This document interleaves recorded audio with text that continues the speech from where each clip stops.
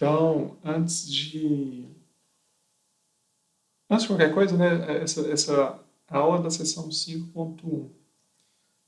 Bom, antes de falar que era da aula 5.1, deixa eu só explicar uma coisa. Eu estou olhando meio fora da lente da câmera, porque a câmera do meu notebook que está aqui na minha frente quebrou. E aí eu estou gravando com um celular. E aí a câmera fica aqui, mas às vezes eu olho para minha cara, às vezes eu olho para a tela, então é isso, tá bom? Só para explicar por que eu estou ficando meio olhando meio torto assim. É, em relação a isso, mas tá bom, vamos lá. Essa é a sessão 5.1. Vamos começar a falar de integrais, né? E hoje é muito antes, né? Antes de qualquer coisa. Antes de começar a falar de integrais, a gente vai entender o significado geométrico. Deixa eu dar um exemplo. Dê uma lida na sessão, tá bom? É sempre importante, mas deixa eu ir para o quadro aqui que eu vou dar um exemplo.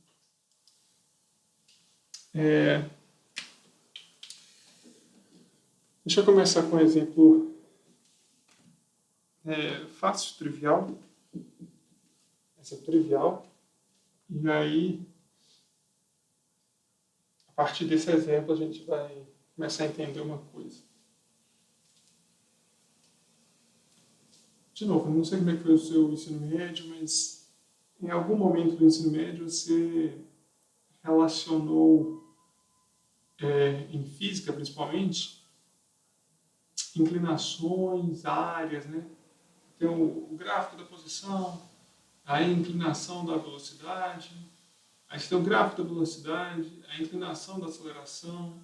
Se você pegar a área da aceleração da velocidade, se você pegar a área da velocidade, da posição, então isso tudo é assunto de física do terceiro ano. Primeiro ano, se não me engano, você já começa a ver isso. Primeiro ano do ensino médio.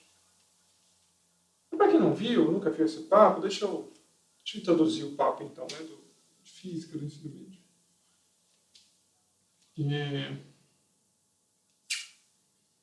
Pensa no seguinte caso, ó. Vou fazer aqui um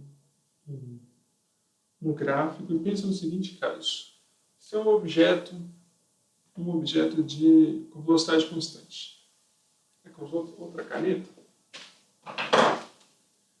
Esse é um objeto com velocidade constante. Isso é um carro. Um carro é uma boa pedida. Então, um carro a 60 km por hora. E aí aqui eu tenho um gráfico de velocidade.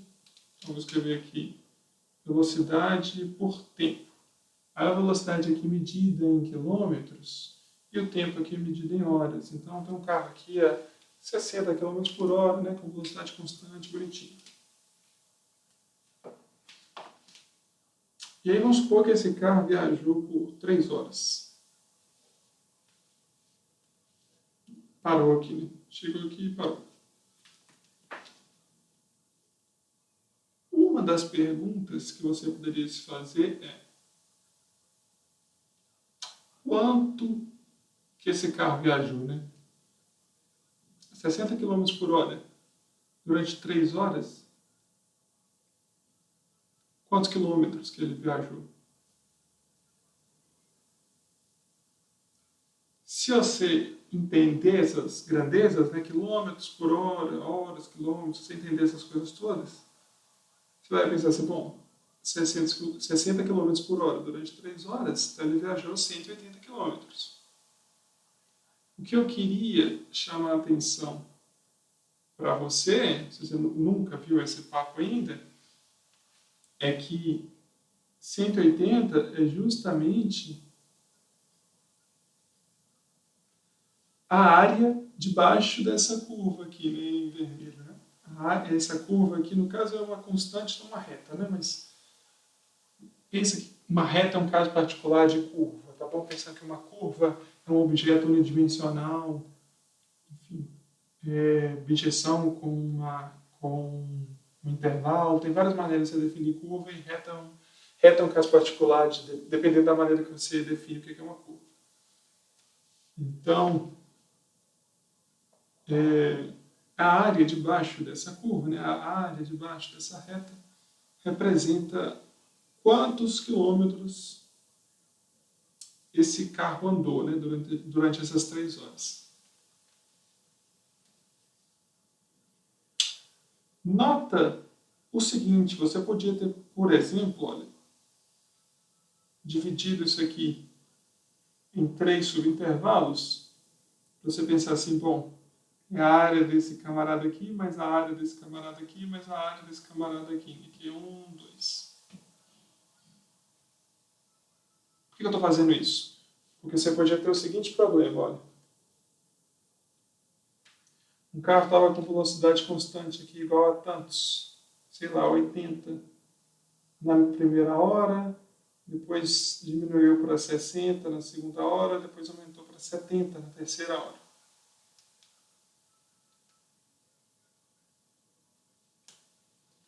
Né?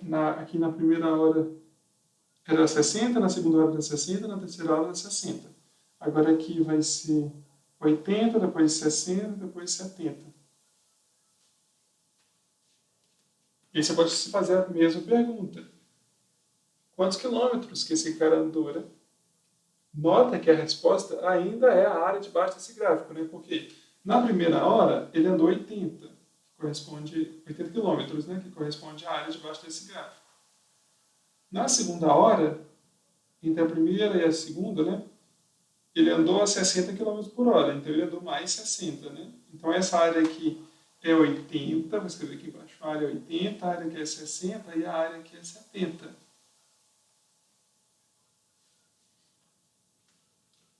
Então, para você saber quantos quilômetros esse carro andou, bastou você olhar para a área debaixo dessa curva. Né?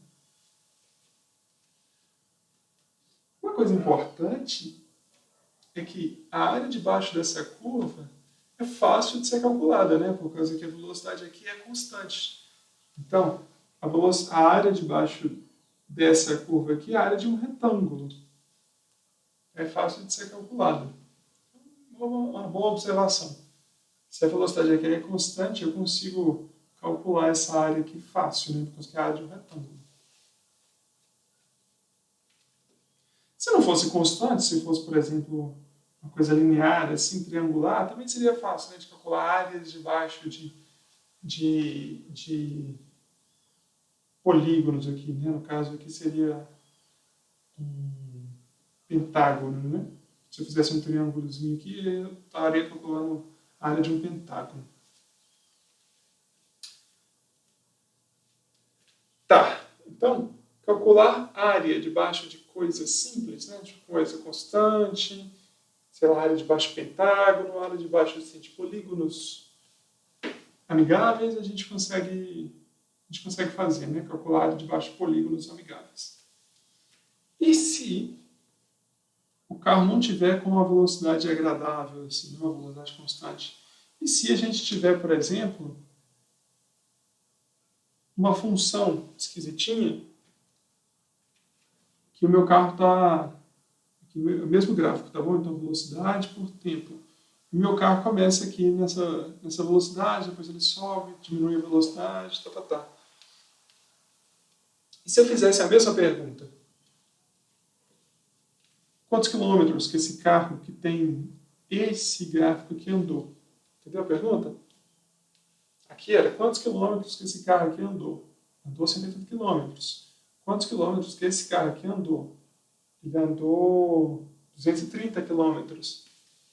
Quantos quilômetros que esse carro aqui andou? Bom, se eu não tenho muita informação, se eu não tenho qual função que é, eu não sei, mas eu sei que é a área debaixo do gráfico.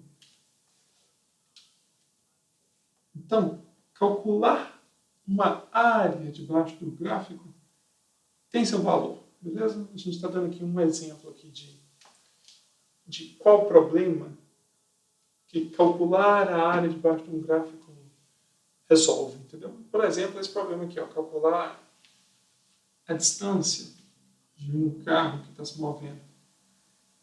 E você tem um gráfico da velocidade dele. Tá bom. Como calcular a área debaixo de um gráfico? Essa é uma pergunta muito antiga, muito antiga.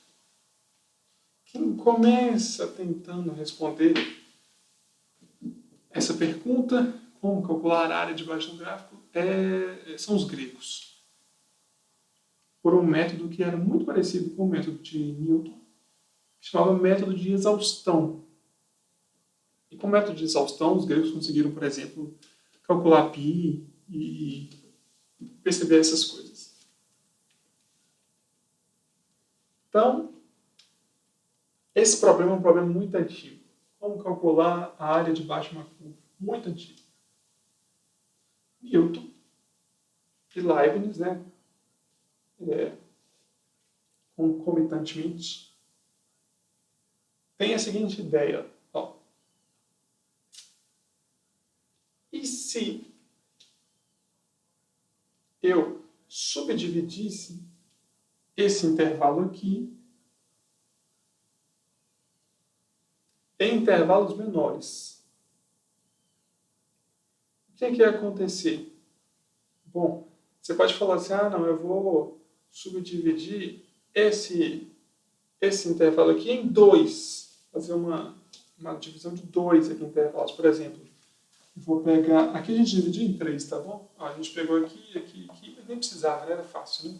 Não precisava assim, né? Porque aqui a gente dividiu em 3. Calculou a área desse retângulo, a área desse retângulo, a área desse retângulo e deu precisamente a área debaixo dessa curva. Eu podia ser burro e dividir aqui em 2, né? Eu ia querer a área debaixo desse polígono, depois a área debaixo desse polígono. Só que não ia ser bom por causa que não ia ter 3 retângulos, certo? Dividir em 3 ali é uma maneira inteligente de dividir em subintervalos, esse intervalo aqui de 0 a 3. Mas e se eu dividisse esse intervalo aqui em 2 pedaços? E falasse assim para você, olha, bom, eu dividi aqui em 2. E aí a área debaixo da curva é aproximadamente a área desse retângulo mais a área desse retângulo. Se eu falasse assim, ó, calcula a área desse retângulo em azul, calcula a área desse retângulo em azul. São 2 retângulos, né? Eu vou falar para você que ficou próximo ali da área do meu objeto. Você vai falar assim, grotesco, sua aproximação é grotesca. Aqui eu posso falar para você, bom, às vezes ficou grotesco porque eu peguei só 2 retângulos. Se eu pegar mais retângulos, deixa eu apagar esses 2 que eu fiz aqui. E agora, em vez de 2, eu vou pegar 4. 4 retângulos. Então, eu vou dividir aqui e aqui. Aqui e aqui. Então, meu intervalo estava dividido em 2, agora está dividido em 4. E aí eu vou fazer isso aqui, ó.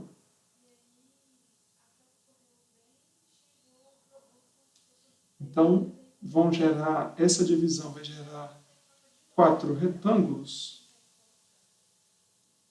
E eu vou falar assim para você. E se eu supor que a área debaixo dessa curva vermelha está muito próxima da área debaixo desses 4 retângulos, né? A área debaixo da curva vermelha é muito próxima das 4 áreas desses retângulos, né? Você vai falar que é ou que não é? Ainda parece grotesco, né? Mas nota que sobra menos espaço em branco, quer dizer, sobra menos espaço azul, falta menos espaço em branco. Aqui eu dividi em 4. Vamos tentar dividir em 8. Ó, eu vou tentar reproduzir esse desenho aqui. Então era uma curva mais ou menos assim, né? Subir para fazer assim. Então eu dividi em 4. Só que agora eu vou dividir em 8. Eu vou subir aqui, bateu aqui, eu venho para a esquerda. Eu vou subir aqui, bateu no vermelho, eu venho para a esquerda. Eu vou subir aqui, bateu no vermelho, eu venho para a esquerda. Eu vou subir aqui, bateu no vermelho, eu venho para a esquerda. A mesma coisa eu vou fazer em todas essas subdivisões aqui. E agora eu vou calcular a área debaixo desses retângulos azuis.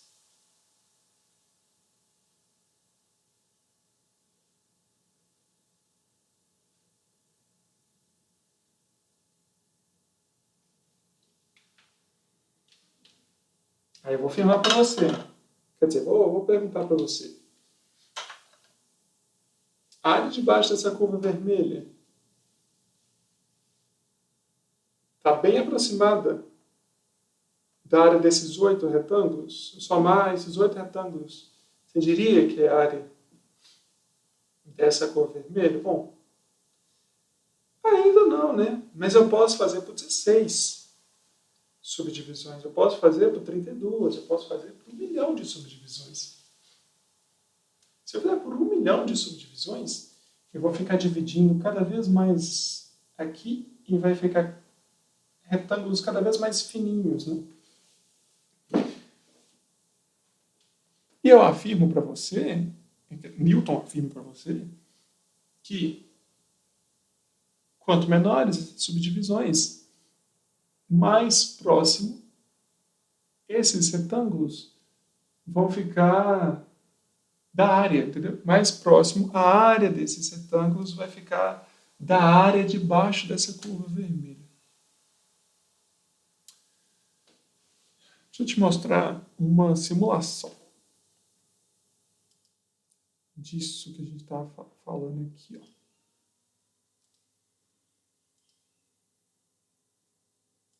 Então, isso aqui é um GIF. Ó, começou agora. Anota, ó. Dividiu com 1 retângulo, com 2, com 3, com 4. O N aqui, ó, é a quantidade de retângulos.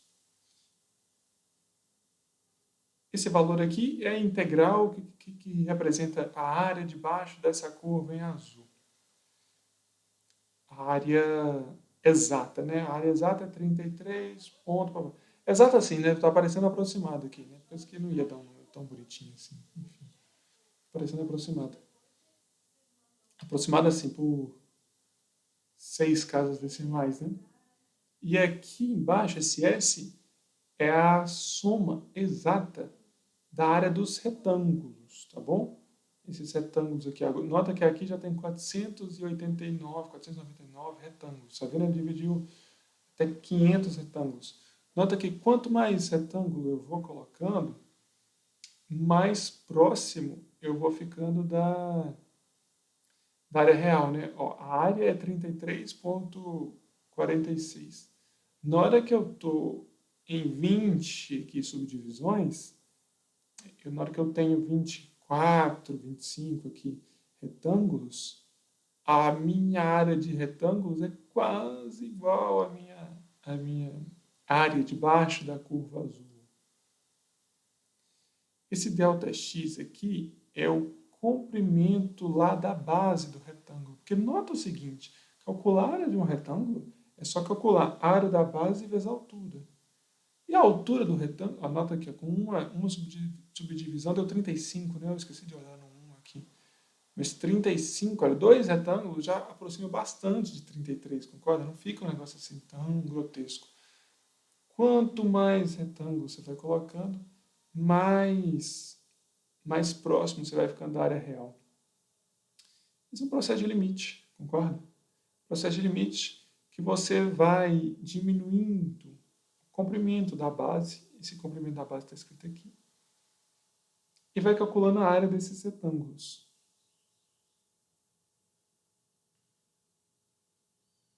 É legal, né? Ó, vai ficando cada vez mais próximo. Nota que vai chegar um momento que você nem vê o que está branco e o que está fora aqui. Ó. O que está branco no desenho aqui, né? Ó, o que está branco e o que está fora. Aqui, nessa subdivisão, a gente vê alguns. Nota o seguinte também, ó, eu subi e vim para a esquerda. O GIF aqui, sobe e vai para a direita. Eu tô fora. Ai, meu Deus do céu, eu estava falando fora do GIF, né? Agora sim o mouse está no lugar certo. Antes o mouse estava no lugar errado, por causa que eu estava olhando outra câmera. Ó, esse número aqui, vou repetir então, né? Esse número aqui é a área debaixo da curva. Esse número aqui é a área de todos os retângulos. Esse número aqui é a quantidade de retângulos. Esse número aqui é a base de cada um desses retângulos. Nota que eles estão divididos com a base igual, beleza? Base de tamanho 0,7, por aí vai. Quanto mais retângulos eu coloco, menor vai ser essa base, né? Então, nota que é um processo de limite. Quanto mais retângulos eu coloco, menor vai ser essa base e mais aproximada eu vou ter essa área, né? A área dos retângulos vai ficar cada vez mais próxima da área de baixo dessa curva aqui. Então, isso que é a integral, basicamente. A gente vai falar sobre ela ao longo desse capítulo. Mas integral, esse símbolo aqui da integral é um S de soma. Você está somando áreas de retângulos. Retângulos formados embaixo de uma função, dentro de um intervalo de A até B. Então, essa integral de A até B dessa função aqui em azul é a integral. A gente lê assim, ó, integral de f de x de A até B. É a área debaixo dessa curva aqui, ó, aproximada por esses retângulos. Quanto mais retângulos eu fizer, mais próximo eu vou ficar da área. Beleza? Esse aqui é o intuito dessa aula. Nota que no caso particular que a gente estava fazendo aqui no quadro, nesse caso aqui, a gente nada mais, nada menos estava fazendo do que calcular áreas de retângulos também. Né? A gente estende essa ideia para cá, para uma curva que não seja trivial, para uma curva que não seja constante. A gente estende essa ideia para cá, que é mais fácil, né? Depois estende essa ideia para cá. E aí depois você vai só aumentando o número de retângulos que você coloca.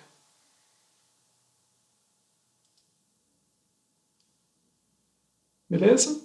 Resumidamente, ó.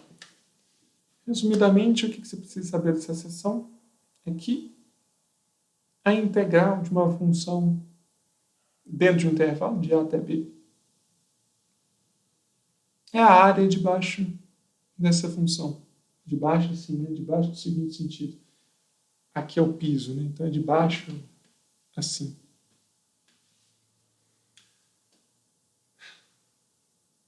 E essa área é calculada somando a área de um monte de retângulo. Quanto mais retângulos você fizer, mais aproximado você vai estar da área de baixo daquela curva. E no limite, né, é um processo de limite, no limite você tem essa exatidão aí, né? Você vai chegar exatamente na área de baixo da curva.